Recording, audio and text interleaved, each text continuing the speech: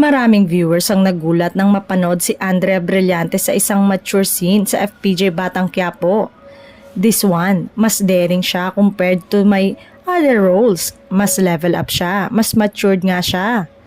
Marami ang hindi nag-akala na gagawin ko or may iisipan kong gawin, say ni Andrea nang makapanayam siya ni MJ Felipe ng ABS-CBN News.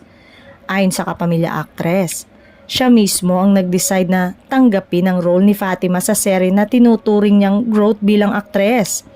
Pero kahit ilang beses na siyang bumida sa mga serye at pelikula ay hindi pa rin daw mawawala sa kanyang kabahan. Kinakabahan ako pero nandito na tayo sa first day ko. Excited ako kasi first time ko lahat ito gawin.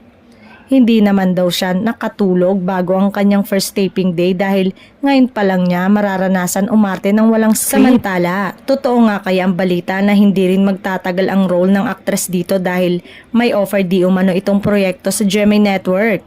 Maaalala kasing umalis na ang aktres sa poder ng Star Magic, ang talent management ng ABS-CBN kaya free na itong tumanggap ng proyekto outside ABS-CBN.